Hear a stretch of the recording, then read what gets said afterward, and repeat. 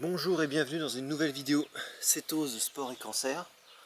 Aujourd'hui j'aimerais commencer à aborder le sujet, on va dire, de l'activité physique. On parlera entre guillemets de sport plus tard, mais vraiment là quand on est déjà au stade où je suis et quand on s'adresse à des personnes qui ont des problèmes de santé, je pense que vraiment parler de sport c'est, comment dirais-je, non seulement ambitieux mais presque rebutant. Donc on va faire attention à ça. On va commencer simplement, moi j'aimerais dégrossir le sujet un petit peu du mouvement, parce que, alors vous l'avez sans doute tous vécu, ceux qui ont été hospitalisés en milieu hospitalier, etc. Le corps médical vous enjoint à essayer de faire au mieux pour bouger. Le conseil c'est, voilà, essayer de bouger, essayer de marcher, etc.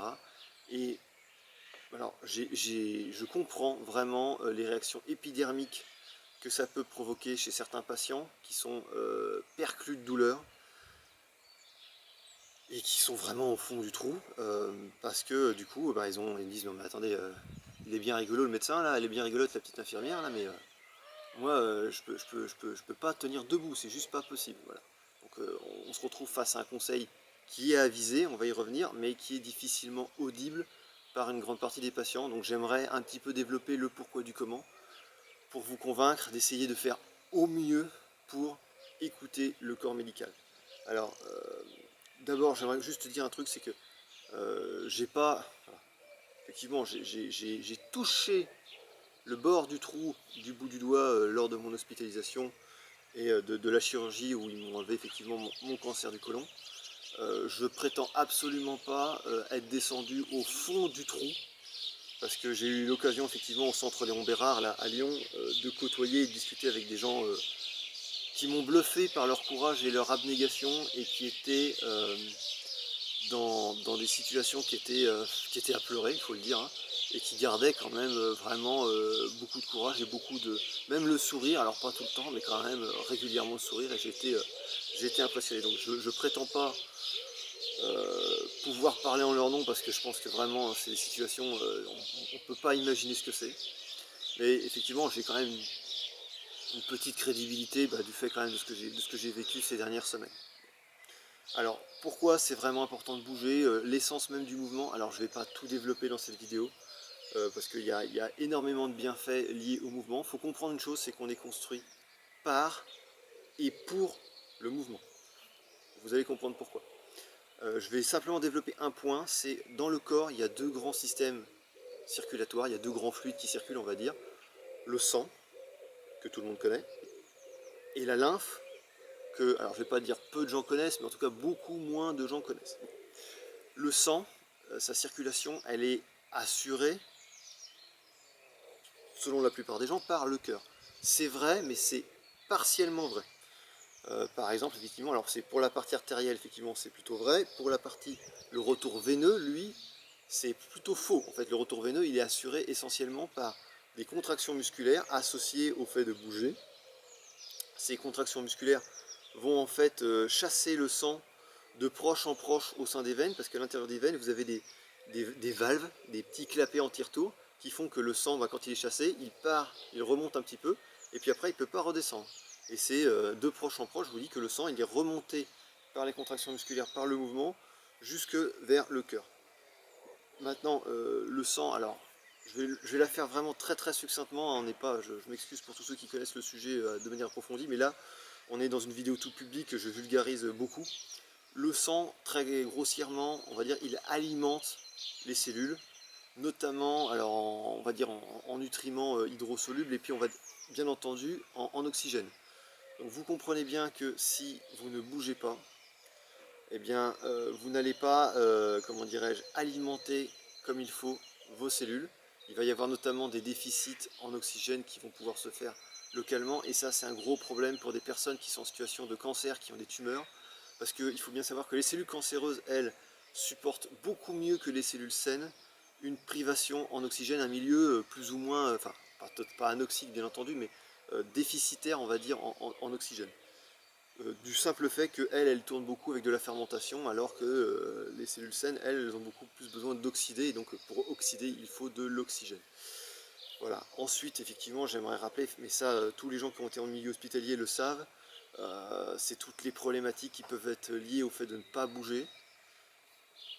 Alors les thromboses, les phlébites, les embolies, les caillots, etc., les varices. C'est pour ça qu'on m'a fait mettre, effectivement, qu'on nous fait mettre des bas de compression. C'est aussi pour ça que bon, bah là je suis encore à présent sous anticoagulant. Il faut que je regarde si maintenant c'est d'ailleurs nécessaire, puisque j'arrive à retrouver une activité physique enfin, très légère, mais quand même j'arrive à bouger régulièrement dans la journée, donc j'en ai peut-être plus besoin. Mais en tout cas, ces anticoagulants sont là pour nous protéger, par exemple notamment des phlébites. Il faut savoir que les phlébites en milieu hospitalier, avant qu'il y ait les anticoagulants, c'était une catastrophe, hein, et ça posait beaucoup de problèmes. Des morts notamment par embolie pulmonaire, il y en a eu beaucoup. Donc voilà, ça c'est juste pour le sang. Et pour la lymphe, c'est encore pire, là il n'y a pas du tout de pompe.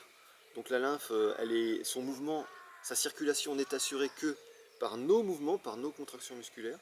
Donc si on ne bouge pas, la lymphe circule, alors c'est pas qu'elle circule pas, mais elle circule beaucoup moins bien. Et ça, la lymphe servant, alors là pareil, très grossièrement on va dire, à éliminer les déchets cellulaires, et ben, vous imaginez bien que c'est comme, comme partout, si les déchets ne sont pas évacués, bah, ils stagnent et puis ça pose énormément de soucis.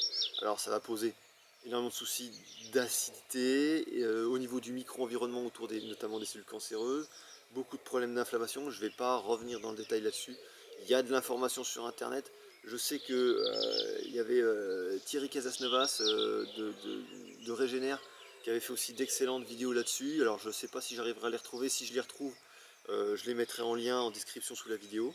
Mais sinon voilà, même il n'y a pas que lui, hein, bien entendu, il y a plein d'infos là-dessus sur internet. Donc intéressez-vous à la circulation lymphatique, à l'évacuation des déchets et à tout ce que ça peut avoir comme conséquence pour des personnes qui ont des tumeurs, qui ont des cancers.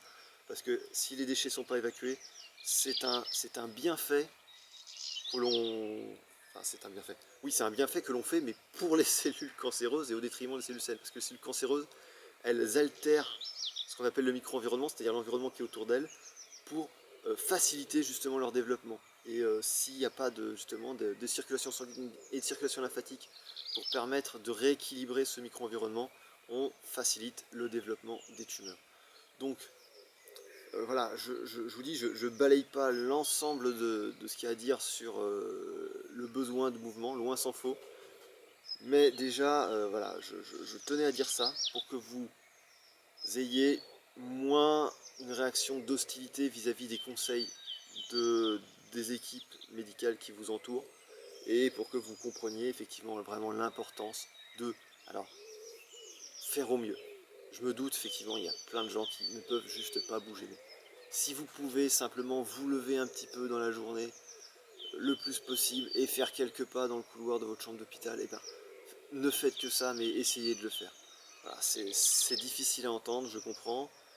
On a qu'une envie, c'est de ne pas bouger, mais il faut vraiment, enfin ça facilite grandement le processus de, alors, pas de guérison pour certains malheureusement, mais ça facilite en tout cas grandement l'amélioration des conditions de vie pour beaucoup de patients. Allez, bonne journée à vous et vraiment bon courage pour ceux qui sont dans ces situations difficiles.